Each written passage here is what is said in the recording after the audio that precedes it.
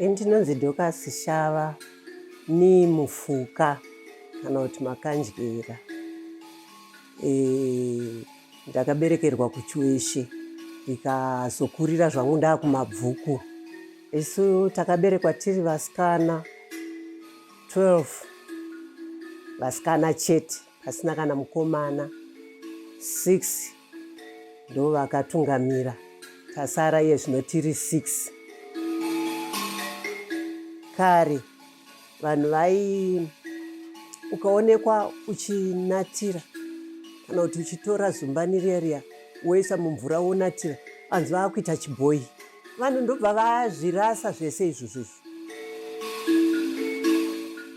Zumbaniro ndo raakunzi futi chishandisai, ndo rataakushandisa futi tichinonatira zvatainzi kana tichizviita unzi mavaona takasvika kumba kwavo vachiti muine mushonga and inenge iri zumbani.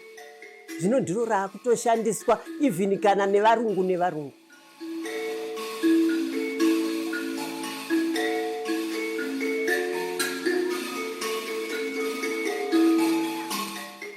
They ask kuti kuAfrica muri kuzvifambisa sei? Ndekuti COVID payakauya muno muAfrica yakanonoka kusvika. Vakabvunza kuti muri kuzvifambisa sei? Chii chamuri kudya? Ndekuti tiri kudya muno tinodya zvinhu zvakasiyana siyana.